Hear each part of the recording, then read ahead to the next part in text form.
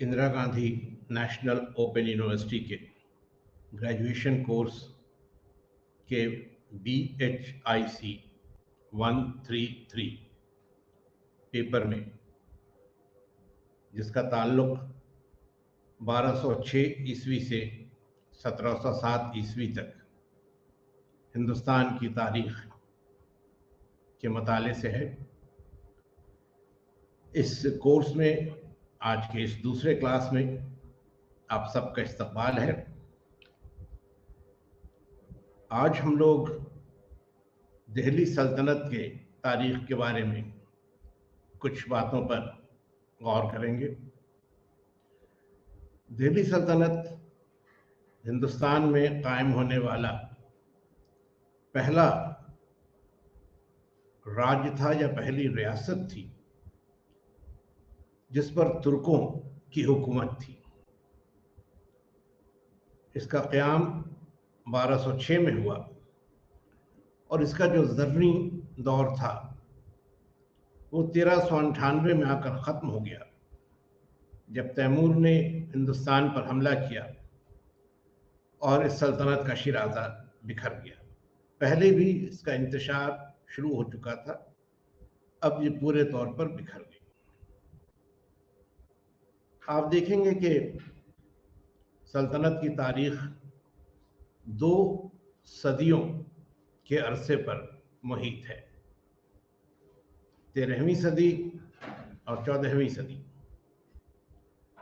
और इन 2 सदियों में ये 4 दर्जात से गुजरी, 4 मराहिल से गुजरी। इसका क़याम हुआ, इसे इस्तेहकाम हासिल हुआ, इसकी तौसी हुई और फिर इसका ज़वाल हो गया। तो इन चारों दर्जात को या इन चारों हालात को हम लोग आज के इस डिस्कशन में, आज की इस गुफ्तगू में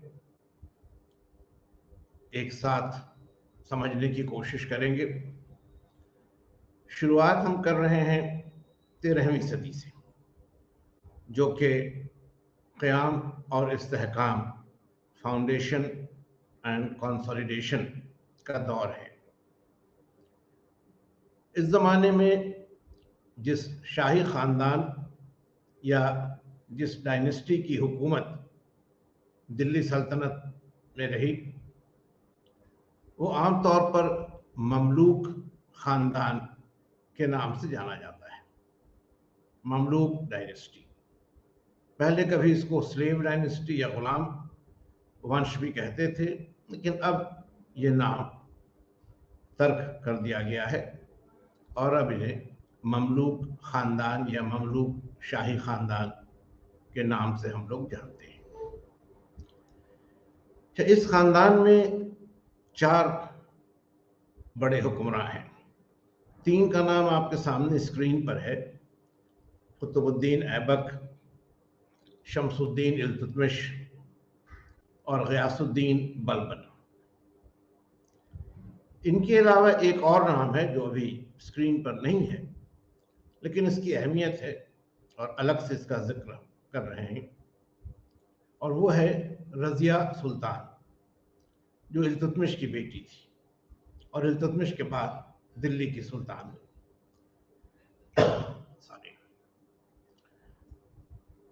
तो 13वीं सदी में आप देखेंगे कि सल्तनत का क़याम और इसका इस्तेहकाम, ये दोनों मरहले तय हुए। दिल्ली सल्तनत का क़याम दरअसल मोहम्मद गौरी की फ़ौजी कार्रवाइयों का नतीजा था। मोहम्मद गौरी ने 1170 की दहाई से ही हिंदुस्तान में कई बार फ़ौजी कार्रवाइयाँ की। एक बड़े इलाके पर उसका कब्ज़ा भी हुआ और उसकी ये जो फ़ौजी मुहिमें थीं, जो मिलिट्री कैंपेन्स थे, उसमें उसके एक कमांडर, उसके सिपहसालार ने हिंदुस्तान में बहुत नुमायां खिदमत अंजाम दी और ये कुतुबुद्दीन ऐबक था। मोहम्मद गौरी की मौत 1206 में हुई। उसको कोई बेटा नहीं था, तो उसकी जो सल्तनत थी उस जमाने में उसका कोई वारिस नहीं था। लिहाजा उसके जो सिपहसालार थे, जो कमांडर्स थे, उन्होंने आपस में इस सल्तनत को तकसीम कर लिया। इसके नतीजे में वस्त एशिया के जो इलाके थे, यानी आज के दौर पर आप देखें तो अफगानिस्तान का जो इलाका था, उस पर यल्दोज नाम के सरदार ने कब्जा कर लिया। सिंध और मुल्तान के जो इलाके थे उस पर कबायचा ने कब्जा कर लिया, और बाकी जो इलाके थे पंजाब से लेकर दिल्ली और कुछ आगे दोआब के इलाकों तक, ये तमाम इलाके कुतुबुद्दीन ऐबक के कब्जे में आए और यहीं से दिल्ली सल्तनत का आगाज हुआ। उसी जमाने में बिहार और बंगाल पर भी तुर्कों को फतह हासिल हुई, लेकिन यहाँ जिस सरदार ने, जिस सिपहसालार ने तुर्कों की हुकूमत कायम की, वो बख्तियार खलजी था, और वो बहुत हद तक सल्तनत के कब्जे से या सल्तनत के कंट्रोल से अलग था। ऐबक ने 1206 से 1210 तक हुकूमत की।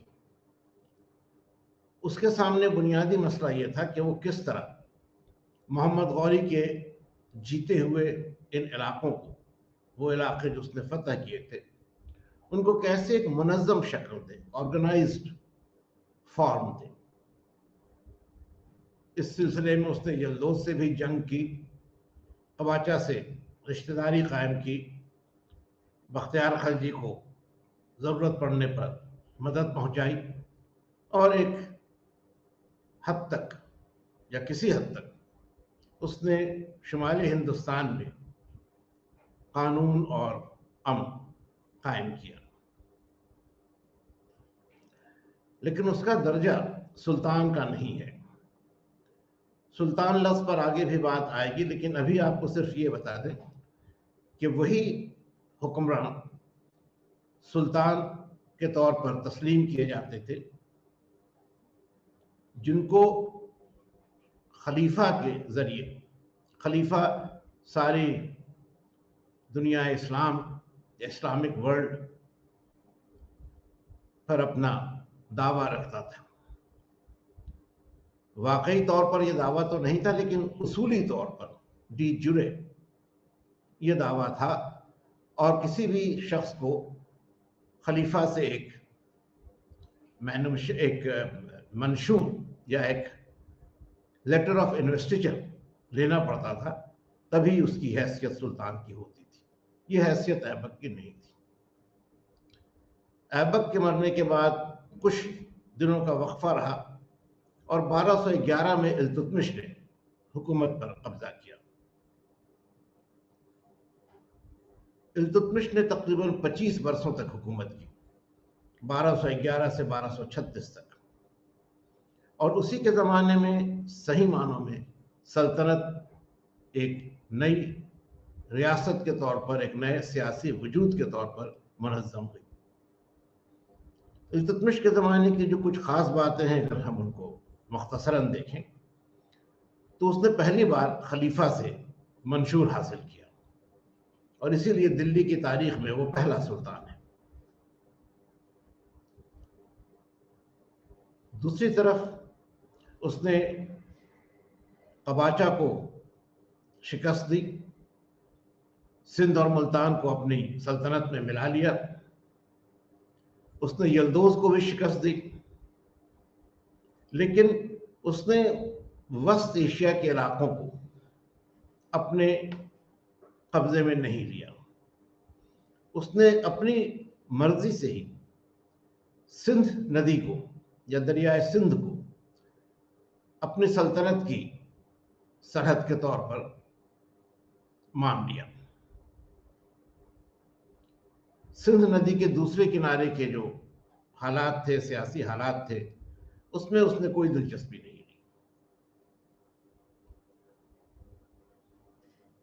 इसके बाद उसने राजपूत राजाओं के खिलाफ कई लड़ाइयाँ लड़ी और राजपुताना के इलाके में उसने तुर्कों की हुकूमत का किसी हद तक उसकी तौसीह की, उसका एक्सपेंशन किया। फिर उसने बिहार और बंगाल पर अपना इक़्तिदार कायम किया। इन सब बातों के साथ उसने इस नई सल्तनत के लिए एक इंतज़ामिया, एक एडमिनिस्ट्रेशन कायम किया।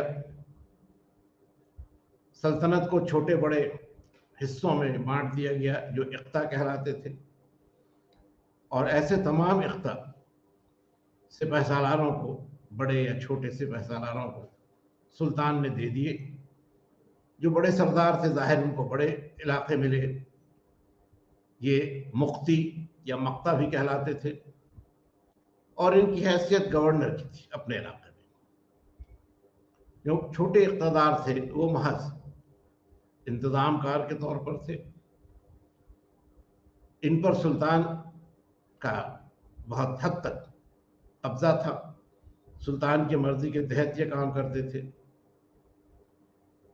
इल्तुतमिश ने ही एक नई करेंसी, एक नया निज़ाम सिक्कों का हिंदुस्तान में राइज किया। चांदी के सिक्के उसके ज़माने में टंका कहलाए और तांबे के सिक्के जीतल कहलाए।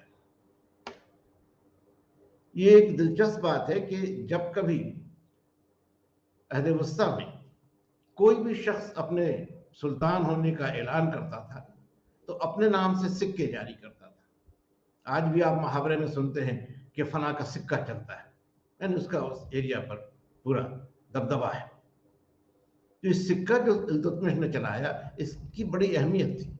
ये इस बात की अलामत थी कि अब उसकी सल्तनत शुमाली हिंदुस्तान में मुस्तहकम हो चुकी है। फिर उसने एक छोटा सा हल्का अपने ख़ास फौजियों का भी बनाया जो जानदार कहलाते थे। तो इस तरह से एक बुनियादी नक्श निगार आप कह सकते हैं इंतज़ामिया के इस ज़माने में सामने आए। इल्तुतमिश के ज़माने में ही पहली बार मंगोलों का ख़तरा दिल्ली सल्तनत के सामने पैदा हुआ, और उस वक्त मंगोलों की क़यादत उनके बड़े अजीम बादशाह चंगेज़ खान के हाथ में थी। चंगेज़ उस ज़माने में दुनिया का सबसे ताकतवर हुक्मरान था। वस्त एशिया, ईरान और बहुत बड़े इलाके पर उसका कब्जा था। जब उसने हिंदुस्तान की तरफ रुख किया तो फौरी तौर पर हिंदुस्तान को जीतने का उसका इरादा नहीं था। हुआ यह था कि इसके पहले उसने गजनी पर कब्जा किया था। गजनी आज अफगानिस्तान में, वस्त एशिया का हिस्सा है। जब उसने गजनी पर कब्जा किया तो वहां का जो सुल्तान था ख्वारिज़्म शाह, ख्वारिज़्म उसकी दारुसल्तनत था, रियासत गजनी और गौर तक फैली हुई थी। तो ख्वारिज़्म शाह उससे बचने के लिए रूस की तरफ चल पड़ा, लेकिन उसका बेटा और वली अहद जलालुद्दीन मंगबड़ हिंदुस्तान की तरफ आया और उसने इल्तुतमिश से मदद की दरख्वास्त की। लेकिन इल्तुतमिश ने दूरंदेशी से काम लिया। चंगेज़ का उससे कोई सीधा मुकाबला नहीं था। दिल्ली पर या पंजाब पर चंगेज़ कब्जा करने की नीयत नहीं रखता था। तो ख्वारिज़्म शाह को उसने, यानी इल्तुतमिश ने मदद नहीं दी, ना उसने जलालुद्दीन मंगबर्णी को कोई मदद दी, और मंगबर्णी को मजबूरन वापस लौटना पड़ा। और फिर उसका ताक़ुब करते हुए चंगेज़ भी वापस लौट गया और मंगोलों के हमले से दिल्ली सल्तनत महफूज रही।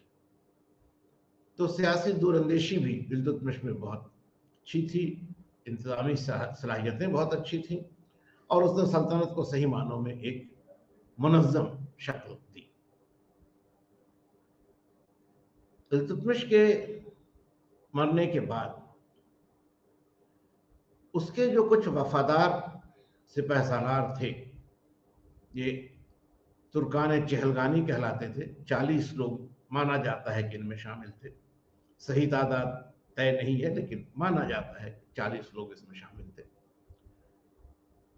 इनकी कोशिश अब ये हुई कि सल्तनत के मामलों में ये अपना दखल बनाए रखे, और इसलिए इन्होंने इल्तुतमिश के फैसले के बरखिलाफ उसकी बेटी रजिया को सुल्तान नहीं माना, बल्कि इल्तुतमिश के एक दूसरे बेटे को, आराम शाह को, सुल्तान मान लिया। रुकनुद्दीन फिरोज बल्कि उसका नाम था, करेक्शन कर लीजिएगा, रुकनुद्दीन फिरोज को इन्होंने सुल्तान माना। रजिया ने अपने हक के लिए लड़ाई लड़ी, कामयाब रही, और तकरीबन 1236 से 1240 तक, कोई 3.5 वर्षों तक उसने दिल्ली पर हुकूमत की। ये याद रखिएगा कि रजिया वाहिद खातून है अहद वस्ता में, हिंदुस्तान में, जिसने सुल्तान की हैसियत से हुकूमत चलाई। ये एक अलग उसकी शनाख्त है। लेकिन रजिया की दुश्वारी ये थी कि जो अमीर थे, चहलगानी या बंदगान तुर्क भी कहलाते थे, ये लोग उसके मुखालिफ थे और इनकी ताकत काफ़ी थी। रजिया बिलाखिर नाकाम रही और एक हादसे में उसकी मौत भी हो गई। इसके बाद इल्तुतमिश के बेटों में कुछ कम सलाहियत वाले लोग थे, उन्हें इन सरदारों ने सुल्तान के तौर पर तख्तनशी कराया, मगर इनकी जो हुकूमत थी वो बहुत कमज़ोर रही। अब इन्हीं चहलगानी सरदारों में एक शख्स था, बलबन। बलबन ने 1246 में अपनी कोशिशों से नासिरुद्दीन महमूद को सुल्तान बनाया, और नासिरुद्दीन महमूद बलबन की हिमायत की वजह कर 20 वर्षों तक हुकूमत करता रहा, 1246 से 1266। उस जमाने में सूरत हाल ये रही कि असल इक़्तिदार बलबन के हाथ में रहा, जो मलिक नायब या वज़ीर आज़म बना दिया गया। सुल्तान के बाद सबसे अहम मकाम मलिक नायब का होता था, उस ओहदे पर बलबन आ गया।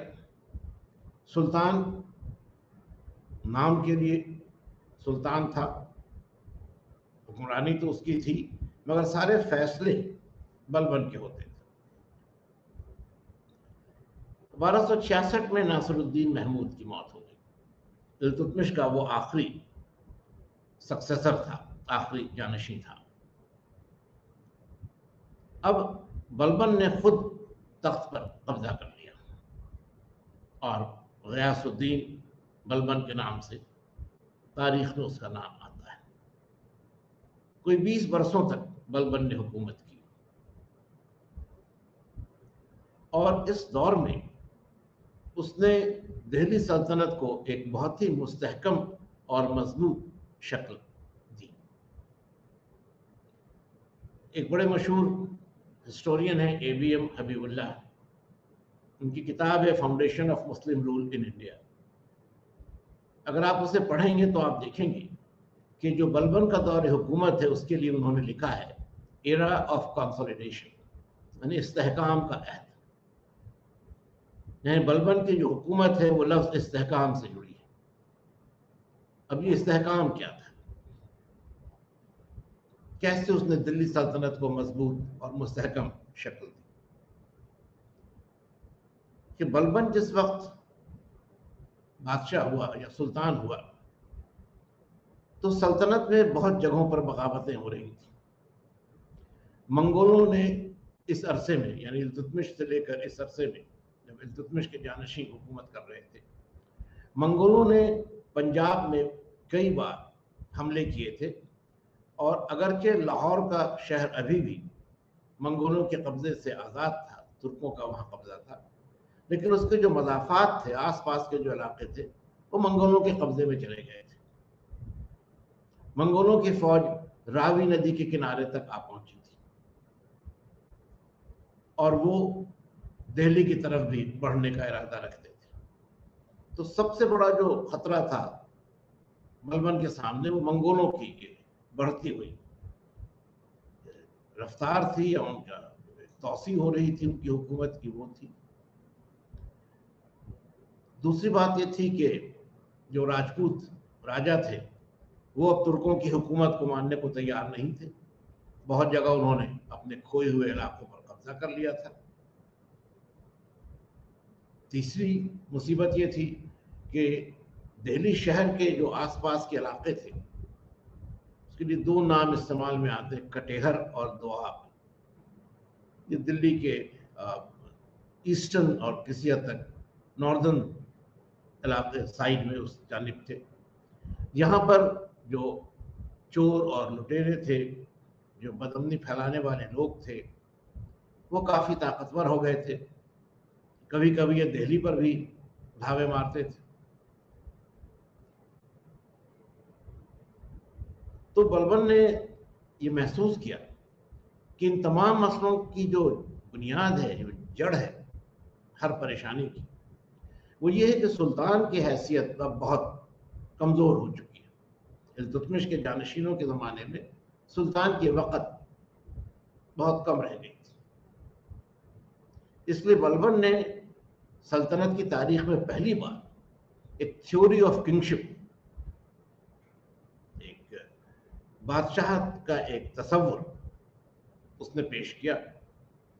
और ये थ्योरी ऑफ किंगशिप कदीम ईरान के सासानी बादशाहों के तरीके पर बनी थी। बलबन का जो मॉडल था वो सासानी थे और इसमें यह माना गया कि सुल्तान की हैसियत अल्लाह या खुदा के नायब जैसी है। चुनांचे बलबन ने यह दावा किया कि सुल्तान जिल्ल इलाही है या जिल अल्लाह है, अल्लाह की परछाई है और वो अल्लाह का नायब है। इसलिए उसकी हुकूमत से किसी तरह का इख्तलाफ न सिर्फ सियासी जुर्म है बल्कि गुनाह भी है। और इतने आला मर्तबे का दावा करने के बाद बलबन ने खुद को इसके लिए तैयार भी किया। उसी ने पहली बार सल्तनत में एक शोबा अलग से फौज का बनाया, मिलिट्री डिपार्टमेंट, दीवान अर्ज, उसी ने कायम किया। अरे बड़ी मजबूत फौज उसने तैयार की, जिससे एक तरफ उसने मंगोलों की पेशकदमी को रोका तो दूसरी तरफ मुल्क के अंदर होने वाले जो जो जो खल्फशार था, जो बगावतें थी, उन पर भी काबू पाया। बलबन ने एक और नया शोबा कायम किया। इसमें शाही जासूस थे जो बरीद कहलाते थे।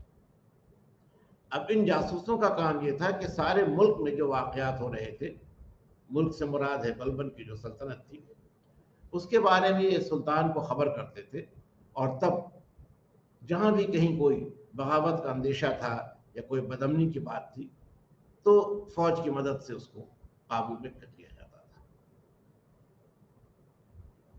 और इस तरह बलबन ने 20 वर्षों के अंदर सल्तनत में जो भी मसले थे सियासी खल्फशार के, उन सब का उसने खात्मा किया और बहुत कामयाब ढंग से खात्मा किया।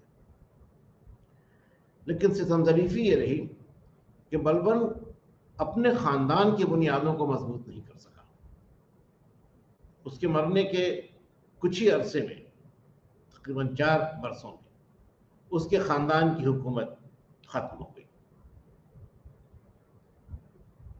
और दिल्ली में एक नया शाही ख़ानदान की हुकूमत कायम हो गई। ये खलजी ख़ानदान था और इसे कायम करने वाला था जलालुद्दीन खलजी। उसने 1200 1290 से 1296 तक हुकूमत की। जब वो सुल्तान बना तो काफ़ी ज़ईफ़ था, उम्र रसीदा था, गरचे वो अपने अहद में बड़ा कामयाब से पैसा ला रहा था। मंगोलों को उसने कई बार शिकस्त दी थी, लेकिन अब उसकी काफ़ी उम्र हो गई थी और उसने एक बहुत ही नरम रवि का तरीका अपनाया। इससे जो नौजवानों का तबका था खलजी कबीले में, वो नाखुश था और इसी का फ़ायदा उठाकर जलालुद्दीन के दामाद ने, अलाउद्दीन ने, उसका कत्ल कर दिया और तख्त पर कब्जा कर लिया।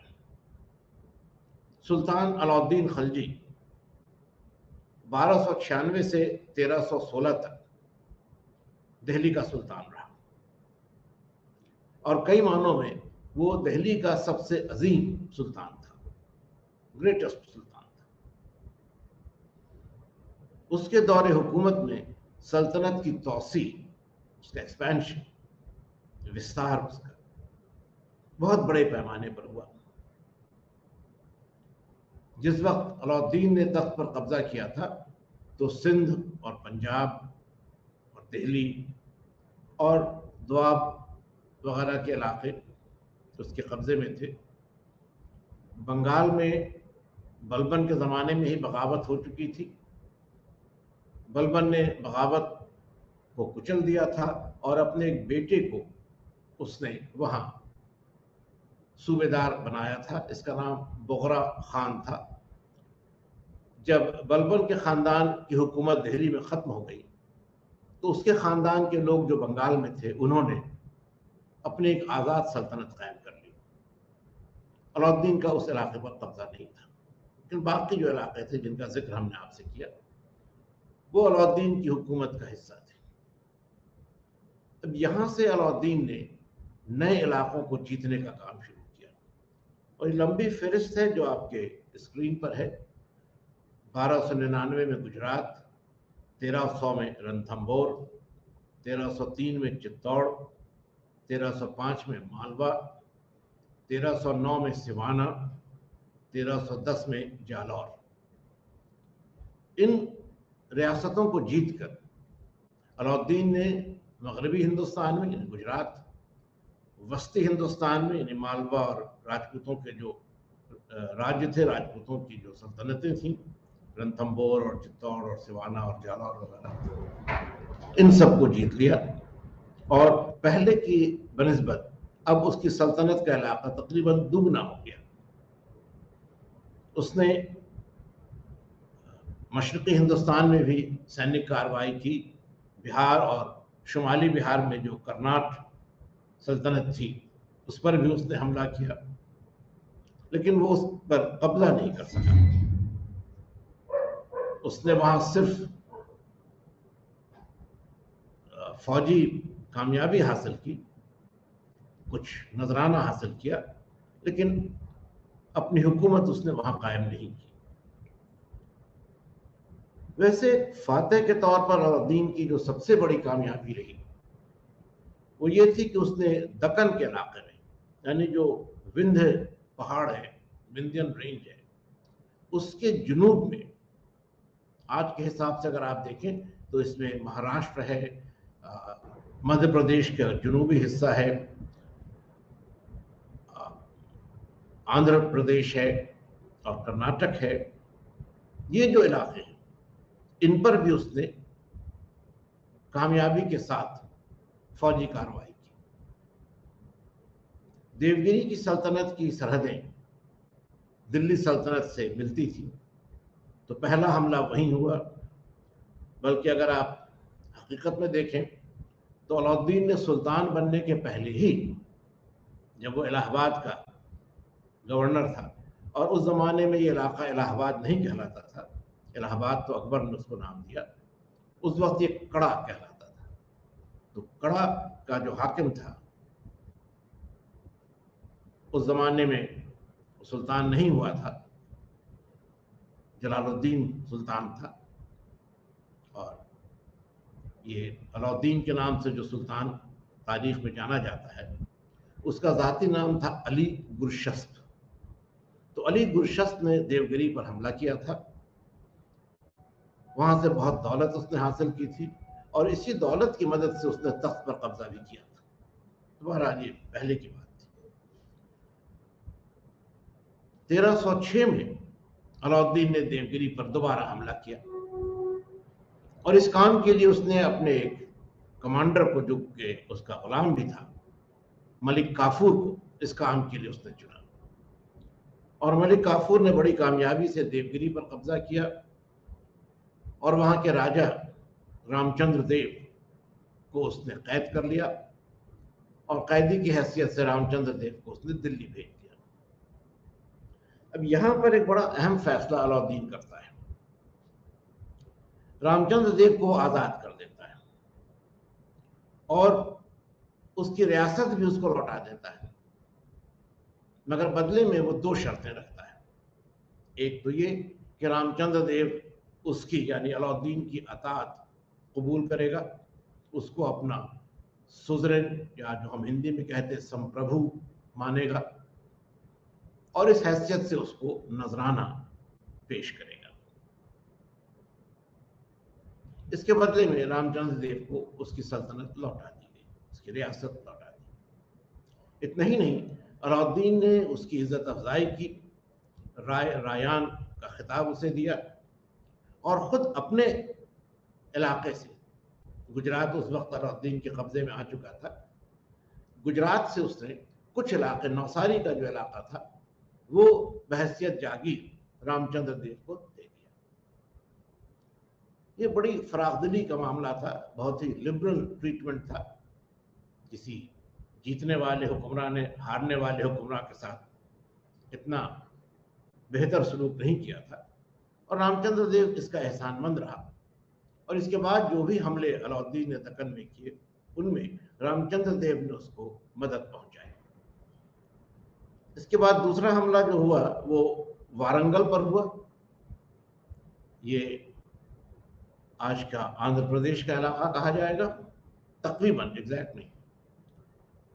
वहां काफी जबरदस्त लड़ाई हुई, लेकिन बिलाखिर वारंगल पर भी फतह हासिल हुई। यहां भी अलाउद्दीन ने वही शर्तें लगाई, अतात कबूल करना और नजराना देना। लेकिन साथ साथ अलाउद्दीन ने वारंगल से बहुत बड़ी मकदार में, इमेंस क्वांटिटी में दौलत हासिल की, हीरे जवाहरात सोने की चीजें, ये सब बहुत बड़ी तादाद में, बहुत मकदार में, बहुत ह्यूज क्वांटिटी में अलाउद्दीन को वारंगल से हासिल हुई। इससे कामयाब होकर अलाउद्दीन ने द्वार समुद्र पर भी हमला कराया। ये आप समझिए कि आज का मैसूर का इलाका हुआ, कर्नाटक का इलाका हुआ। यहाँ भी उसके कमांडर को, मलिक काफूर को कामयाबी मिली। ये ध्यान रखिएगा कि दक्कन की ये सारी फतुहात मलिक काफूर के दौर के जरिए हुई और द्वार समुद्र में कामयाब होने के बाद फिर काफूर ने मदुरा पर भी हमला किया। लेकिन यहाँ खाना जंगी थी, कोई एक ऐसा राजा नहीं था, दो भाई थे जिनमें तख्त की लड़ाई चल रही थी, तो यहाँ कोई ऐसी बाज़ाब्ता सूरत नहीं हुई। लेकिन अलाउद्दीन का जो सियासी एक और फौजी जो एक असर था, वो वहाँ भी महसूस किया गया और काफ़ी दौलत अलाउद्दीन को वहाँ से भी हासिल हुई। इसके बाद अलाउद्दीन की हुकूमत के बिल्कुल आखिर के दौर में एक और बगावत देवगिरी में हुई थी। रामचंद्र देव की मौत के बाद उसके बेटे ने, शंकर देव ने बगावत की थी 1316 में, मगर वो हरा दिया गया था। तो ये अलाउद्दीन की फतुहात थी और इससे दिल्ली सल्तनत तकरीबन सारे हिंदुस्तान में फैल गई थी। मशरिक का इलाका भी अलग था, बाकी इलाके उसके कब्जे में आ चुके। दिलचस्प बात यह है कि इसी दौरान इसी दौरान अलाउद्दीन को मंगोलों के कई हमलों का सामना करना पड़ा। 6 हमले मंगोलों के इस अरसे में हुए और एक तो वक्त ऐसा भी आया कि अलाउद्दीन चित्तौड़ का मुहासरा किए हुए था, घेरा डाले हुए था चित्तौड़ के किले पर, और मंगोलों की फौज दिल्ली तक आ पहुंची।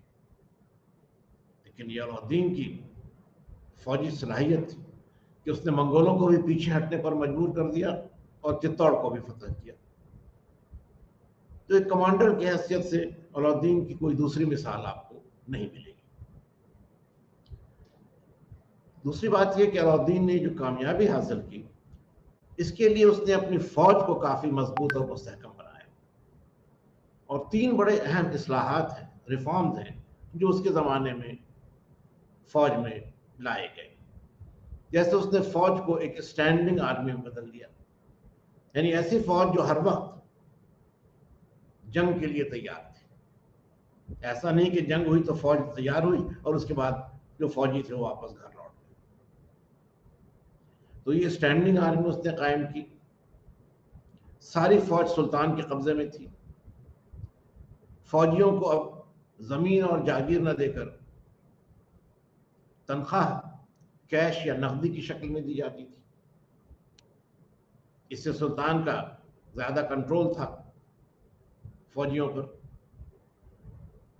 और उसने 2 नए हुक्म भी जारी किए जो दाग और चेहरा कहलाते हैं। होता यह था कि हर फौजी को जो घोड़ा दिया जाता था वो शाही फौज का होता था, तो उस पर एक दाग लगा दिया जाता था ताकि फौजी उस घोड़े को बदल नहीं दे या उसको बेच करके कोई मामूली किस्म का घोड़ा नहीं खरीद ले। और हर फौजी का जो चेहरा था, यानी उसका हुलिया था, वो रजिस्टर में भर्ती के वक्त लिखा जाता था और वक्तन फवक्तन मुआयना होता था, इंस्पेक्शन होता था। देखा जाता था कि जो शख्स फौज में भर्ती हुआ है वो वाकई काम कर रहा है या नहीं। क्योंकि ऐसा होता था कि कभी कोई फौजी जंग में काम आ गया या ऐसा जख्मी हो गया, हाथ कट गया, पैर कट गया, कि लड़ने के काबिल नहीं रहा, तो अपनी जगह किसी और को, कभी बेटे को, कभी भाई को, किसी और को भेज देता था। तो ये इरेगुलर लोग चले आते थे। इसके लिए हुलिया देखा जाता था, इंस्पेक्शन होता था और कोई गड़बड़ी होने पर उसको सख्त सजा दी जाती थी। फिर अलाउद्दीन ने अपनी सल्तनत में बगावत को कुचलने के लिए बड़े मुस्तहकम इंतजाम किए। उसने जो नोबल्स थे, जो सरदार थे, उनकी कुव्वत को ख़त्म कर दिया। यहाँ तक कि उनके ख़ानदान के मामले में भी सुल्तान का असर था। 2 ख़ानदानों में शादी नहीं हो सकती थी अगर सुल्तान की इजाज़त न हो। उसके जो जासूस थे वो काफ़ी बेहतर तौर पर काम कर रहे थे, काफ़ी एफिशिएंट थे। फौज तो उसकी थी ही। और एक दिलचस्प बात यह कि उसने शराब पर पाबंदी लगा दी थी। दिल्ली में शराब बनाना, बेचना, खरीदना और पीना, इस सब पर सख्त पाबंदी थी और बड़ी कड़ी सजाएं दी जाती थी। तो ये उसके सियासी इस्लाहात के तौर पर हम देख सकते हैं। फिर उसकी जो और बहुत बड़ी कामयाबी है वो उसके इकोनॉमिक रिफॉर्म्स हैं। उसने लगान या महसूल के निज़ाम को बदल दिया। ज़मीन की पैमाइश की बुनियाद पर महसूल वसूलने का हुक्म दिया। जो ज़मींदार थे, जिनको हम लोग इंटरमीडियरीज कहते हैं, उस ज़माने में खूत, मुक़द्दम और चौधरी कहलाते थे, इनको महसूल के वसूली के काम से अलग कर दिया। लगान वसूलने के लिए एक नया शोबा उसने बनाया और उसके तहत लगान वसूलने वाले अफसरान बहाल किए गए जो आमिल कहलाते थे।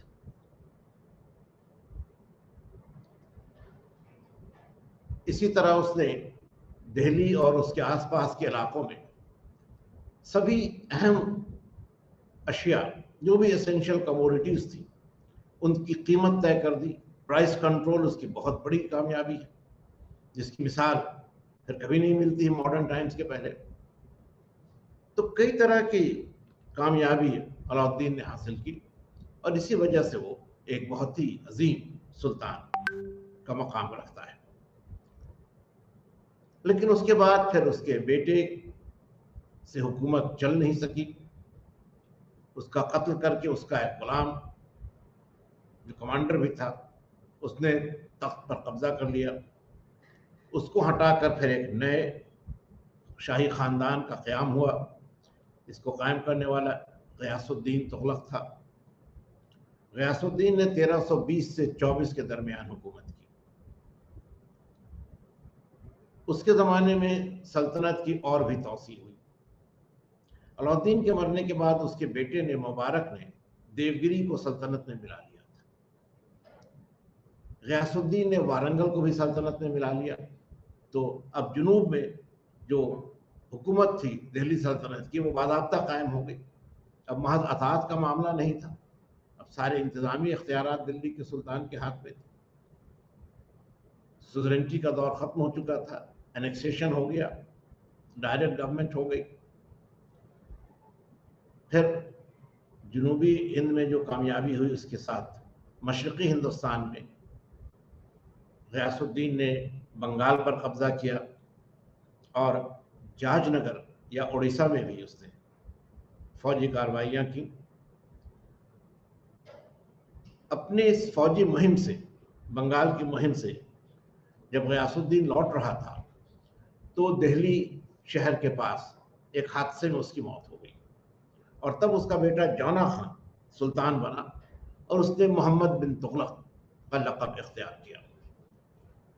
मोहम्मद बिन तुगलक ने 1324 से 1351 तक हुकूमत की, लेकिन उसके दौर में काफ़ी खलफशार रहा। सल्तनत अब बिखरने लगी। उसने मंगोलों से एक लड़ाई लड़ी जब 1326-27 के दरमियान तर्बशीरी ने हमला किया। तर्बशीरी के साथ उसने मुआहिदा कर लिया और तर्बशीरी वापस लौट गया। फिर उसने अपनी सल्तनत को और तौसी देने की कोशिश की। 1330 में खुरासान यानी वस्त एशिया और 1332 में कराची, यानी आज अगर आप समझें तो चीन और हिंदुस्तान की जो सरहदी ज़मीन है, कुछ लोग उसको तिब्बत मानते हैं, कुछ लोग, ज़्यादातर लोग हिमाचल में कुल्लू का इलाका मानते हैं। बहरहाल जो भी इलाका रहा हो, उस ज़माने में यह कराचील के नाम से जाना गया, कराजल भी लिखते हैं। तो खुरासान और कराचील दोनों को जीतने की कोशिश मोहम्मद बिन तुगलक ने की, मगर नाकाम रहा। खुरासान पर तो हमला ही नहीं हो सका, कराचील में उसकी फौज को शिकस्त मिली। उसने कई इस्लाहात की भी कोशिश की। अलाउद्दीन की तरह उसने भी महसूल के निज़ाम में तब्दीलियाँ लानी चाहिए, मगर नाकाम रहा। फिर उसने एक बड़ा दिलचस्प तजुर्बा किया कि दोआब का इलाका, यानी गंगा और जमुना के दरमियान का जो इलाका है, दिल्ली से जिसकी सरहद मिलती है, वहां पर उसने एक मॉडल फार्म कायम किया। एक ऐसा खेत हुकूमत की तरफ से बसाया गया, ज़रई ज़मीन बसाई गई, जहां मुख्तलिफ तरह की फसलों को, और ख़ास तौर पर जो नकदी फसलें थी, कैश क्रॉप्स थे, उनको उगाने की कोशिश की गई। उनकी खेती हुई, काफ़ी पैसा इस स्कीम में लगा। एक अलग शोबा बनाया गया दीवाने कोही के नाम से, लेकिन ये स्कीम भी नाकाम रही। पैसे की बहुत ज़्यादा खुर्द-बुर्द की गई और आखिर में इस स्कीम को वापस लेना पड़ा। अपनी हुकूमत के शुरू के दौर में ही मोहम्मद बिन तुगलक ने जनूबी हिंदुस्तान में देवगिरी को एक नए दारुल सल्तनत, एक नए कैपिटल के तौर पर कायम करना चाहा। अक्सर ये गलतफहमी है कि उसने अपनी राजधानी को, अपने कैपिटल को दिल्ली से हटाकर दौलताबाद में कायम कर दिया। अब ये बात वाज़ेह है, तारीख़दान इस बात को मानते हैं कि उसने अपनी राजधानी को बदला नहीं था, ट्रांसफर ऑफ कैपिटल नहीं था, बल्कि दो कैपिटल्स थे, एक नॉर्थ के लिए, एक साउथ के लिए। उसके ज़माने में हुकूमत काफ़ी बड़े इलाके में फैल गई थी। आप ये समझें कि अलाउद्दीन से भी ज़्यादा बड़ा इलाका मोहम्मद बिन तुगलक के कब्ज़े में था। देवगिरी और वारंगल तो जीते जा चुके थे। उसने बाकी दो रियासतों पर भी, द्वार समुद्र और मदुरा के इलाकों पर भी कब्जा कर लिया। बंगाल उसके कब्जे में आ चुका था। इतने बड़े, इतने फैले हुए एम्पायर को काबू में रखना जरा मुश्किल था। और मोहम्मद बिन तुगलक का मिजाज भी ऐसा था कि वो अपने फैसलों को जल्दी बदलने को राजी नहीं होता था। किसी तरह का इख्तलाफ राय वो नहीं मानता था, सख्त सजाएं लोगों को देता था। तो इससे उसके खिलाफ लोगों में काफी बेइत्मीनानी हुई थी, बगावतें बराबर हो रही थी। फिर उसने एक और नया काम ये किया कि उसने टोकन करेंसी चलाई, यानी चांदी के टंका की जगह उसने ब्रॉन्ज या ब्रंज फारसी में लिखते हैं, कांसे या तांबे के सिक्के उसने चलाए और उसकी कीमत उसने चांदी के बराबर तय कर दी। अब ये स्कीम भी कामयाब नहीं हो सकी क्योंकि अपने वक्त से बहुत आगे की स्कीम थी। टोकन करेंसी उस जमाने में सिर्फ चीन और ईरान में थी और वहां भी जो करेंसी थी वो कागज पर थी, यहाँ धात या मेटल पर थी, क्योंकि कागज पर करेंसी बनाने के काम का जो फन था वो हिंदुस्तान में तब लोग नहीं जानते थे। तो ये स्कीम भी नाकाम हुई और काफी माली खसारा हुआ। इसके नतीजे में अब कई जगह पर बगावतें होने लगी थी और कुछ इलाके उसके सल्तनत से अलग हो गए थे, आज़ाद हो गए थे। बंगाल आज़ाद हो गया और दक्कन में बहमनी सल्तनत और विजयनगर आज़ाद हो गए। और कुल मिलाकर अब मोहम्मद बिन तुगलक की हुकूमत उसी इलाके में महदूद हो गई जो अलाउद्दीन के ज़माने में बराह रास्त हुकूमत के इलाके थे, यानी जहाँ डायरेक्ट एडमिनिस्ट्रेटिव कंट्रोल था। अलाउद्दीन के ज़माने में उतनी ही सरहद अब मोहम्मद बिन तुगलक की रह गई। तो आप गौर करें तो आपको यह भी अंदाजा होगा कि अलाउद्दीन की दूरंदेशी कैसी थी।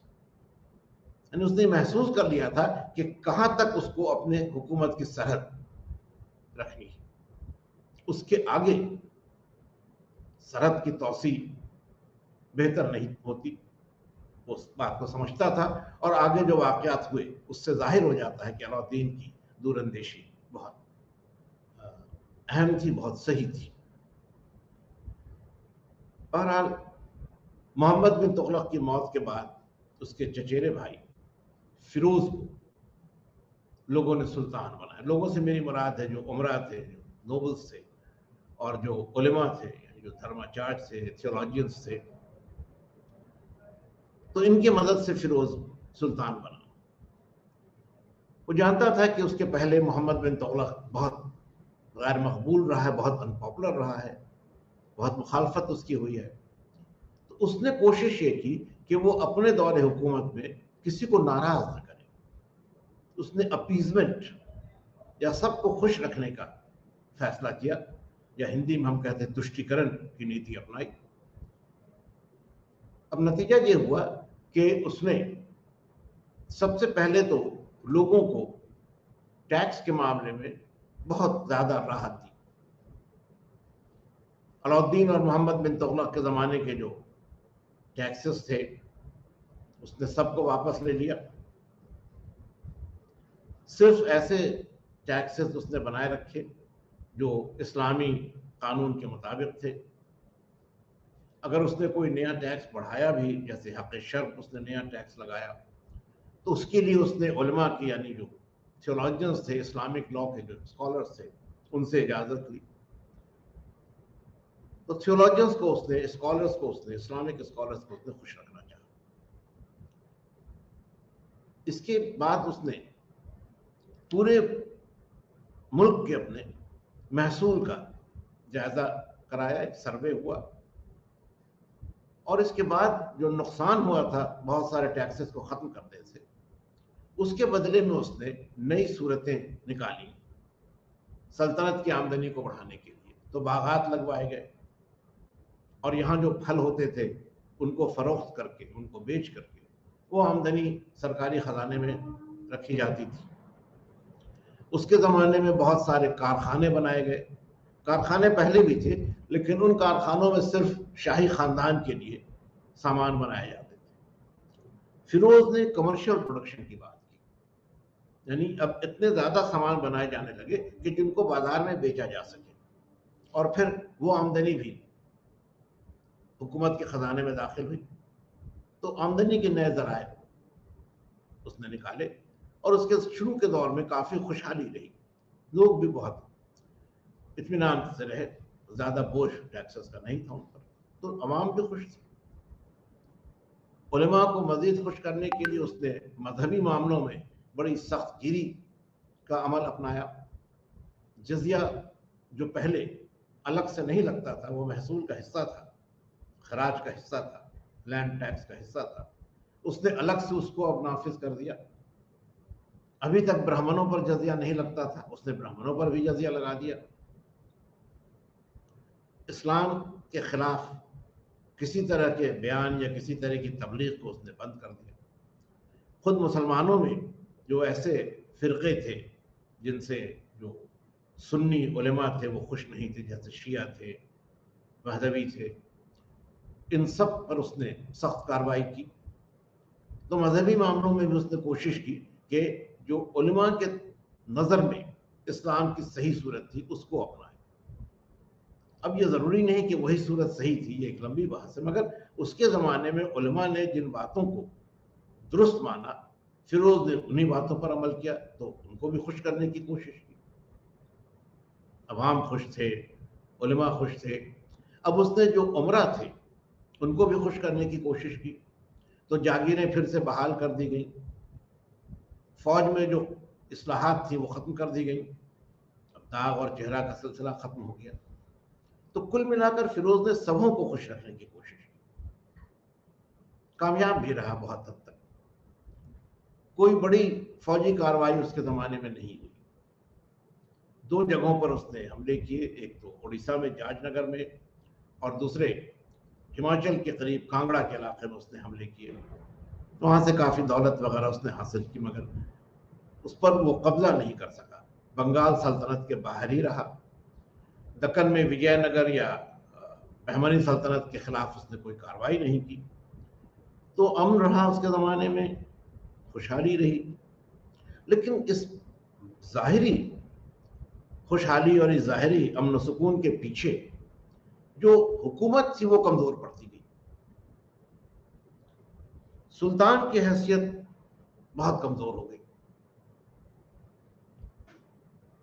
लगान वसूलने के काम में ठेकेदारी शुरू हो गई, किसानों पर टैक्सेस बढ़े क्योंकि ठेकेदार अपना हिस्सा चाहते थे। तो इस तरह जो शुरू में खुशहाली रही थी वो उसकी हुकूमत का खात्मा होते होते खत्म हो गई। फौज कमजोर हो गई, जो उमरा थे उनकी ताकत बहुत बढ़ गई, अब वह सल्तनत से अलग होने की कोशिश करने लगे। और 1388 में जब फिरोज की मौत हुई तो सल्तनत अंदर से बिल्कुल खोखली हो चुकी थी।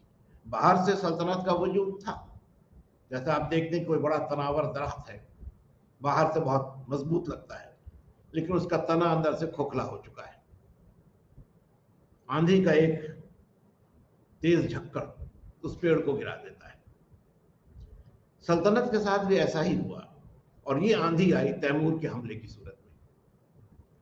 तैमूर का हमला 1398 में हुआ, लेकिन फिरोज की मौत 1388 में हो चुकी थी। अब जो 10 साल बीच के गुजरे उसमें तुगलक खानदान की हुकूमत तो रही, मगर ये सुल्तान बिल्कुल ही कमजोर और बेअसर थे। जौनपुर आज़ाद हो गया, गुजरात आज़ाद हो गया, मालवा भी तकरीबन आज़ाद हो गया, बंगाल तो पहले ही आज़ाद था, दक्कन पहले ही हाथ से जा चुका था। इस कमजोर हालत में सल्तनत पर जब तैमूर का हमला हुआ 1398 में, तो सल्तनत का जो भी हिस्सा बचा रह गया था वो भी बिखर गया। तैमूर ने पंजाब और दिल्ली पर कब्जा कर लिया। उस वक्त जो तुगलक सुल्तान था महमूद शाह, वो दिल्ली छोड़कर भाग निकला, मालवा में और फिर गुजरात में उसने पनाह ली। तैमूर ने दिल्ली सल्तनत पर कब्जा तो नहीं किया, लेकिन उसको बिल्कुल ही उसने बिखेर दिया। अब एक नया निज़ाम हिंदुस्तान में शुरू हुआ या उसका उरूज होने लगा, जो इलाकाई रियासतें उस जमाने में रही। हम लोग अगले लेसन में उन पर भी बात करेंगे। लेकिन अभी आपको ये बताएं कि तैमूर ने पंजाब और दिल्ली पर कब्जा तो कर लिया, लेकिन फिर वो वापस समरकंद लौट गया। समरकंद उसकी हुकूमत का मरकज था, वही उसका कैपिटल था। और ये समरकंद आज उज़्बेकिस्तान में एक शहर है, उज़्बेकिस्तान का एक बड़ा इम्पोर्टेंट शहर है, उसका दारुल खिलाफा भी है, कैपिटल भी है। यहाँ उसने अपने बेटे को शाहरुख मिर्जा को नॉमिनेट किया। तैमूर के मरने के बाद शाहरुख मिर्जा की हुकूमत रही और शाहरुख का ये कमांडर था खिजर खान। खिजर खान ने शाहरुख के मरने के बाद पंजाब और दिल्ली में अपनी आज़ाद सल्तनत कायम कर ली। और इस तरह 1414 में तैमूर के मरने के कुछ बरस बाद फिर एक नया शाही खानदान दिल्ली में इख्तिदार में आया। इसे सैयद डायनेस्टी के नाम से हम लोग जानते हैं। 1414 से 1451 तक इसकी हुकूमत रही। कमज़ोर सुल्तान थे, इनका कब्ज़ा दिल्ली और पंजाब तक ही महदूद रहा, वहाँ भी इनका असर बहुत कम था। और फिर इन्हीं के एक अमीर ने, कमांडर ने इख्तिदार पर कब्ज़ा कर लिया। इसका नाम था बहलोल लोदी। 1451 में बहलोल ने दिल्ली पर कब्ज़ा कर लिया और इसके साथ फिर एक नया ख़ानदान, दिल्ली सल्तनत पर हुकूमत करने वाला जो आखिरी शाही ख़ानदान था, वो कायम हुआ। और इसी लोदी ख़ानदान के आखिरी हुक्मरान, आखिरी सुल्तान इब्राहिम लोदी को हराकर बाबर ने हिंदुस्तान में एक नए निज़ाम को कायम किया।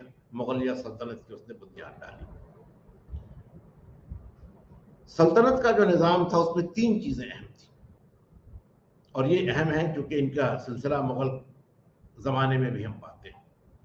एक तो मरकज़ियत है, यानी सेंट्रल गवर्नमेंट है। दूसरा इस्तेहकाम या कंसोलिडेशन है।